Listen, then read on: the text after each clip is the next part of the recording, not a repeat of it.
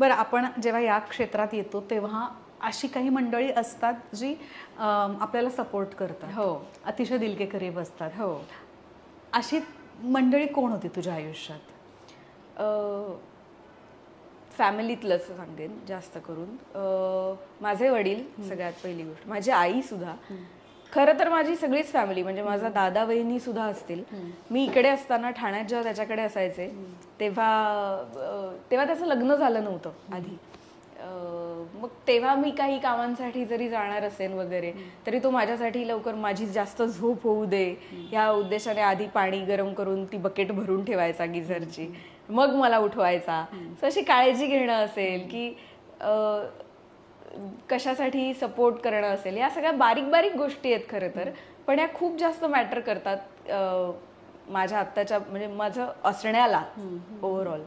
कारण कधी कोणी मला डिमोरलाइज नाही केलं की हे काय आहे, ह्या क्षेत्रात काही घडतं का, कुठेतरी कशाला वेळ वाया घालवतेस, तू इतकी हुशार आहेस, छान कुठेतरी जॉब कर, असा त्यांचा अप्रोच असू शकला असता, पण त्यांनी ते तसं नाही केलं कधी. सो माझी फॅमिली मेनली म्हणेन मी. भरपूर जण आहेत, आता प्रत्येकाचं नाव मी नक्कीच नाही घेऊ शकत. आणि इथली फॅमिली, इंडस्ट्रीमधली फॅमिली खरं सांगायचं झालं तर इंडस्ट्रीत फॅमिली अशी माझी नाही आहे. प्रत्येक व्यक्तीशी माझं एक चांगलं असोसिएशन आहे. असं नाही आहे की माझं या माणसांची पटत नाही आहे किंवा काही नाही आहे, पण ते असोसिएशन तेवढंच आहे.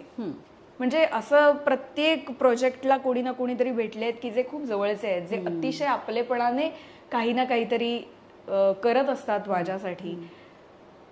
पण मी फॅमिलीची एक बाजू माझ्या आयुष्यात एक फिक्स आहे, ज्यामध्ये मी माझ्या प्रोफेशनल लाईफ मधल्या माणसांना कधी नाही आणलंय. सो माझे असे फार असे मानलेला भाऊ, मानलेली बहीण किंवा मानलेली आई वगैरे इंडस्ट्रीत कोणीच नाही.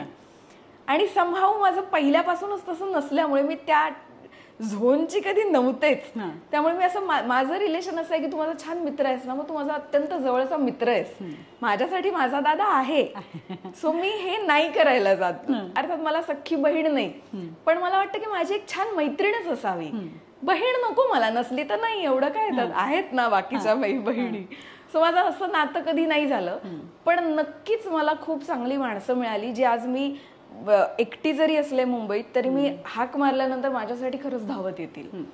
आणि ह्या प्रोजेक्टमुळेच ती मिळाली आहेत. प्रत्येक प्रोजेक्टला कोणी ना कोणीतरी मिळालंय. त्यांचा दर्जा नक्कीच अगदी आई समान, वडिलांसमान असेल, पण ते माझी जवळची माणसं आहेत.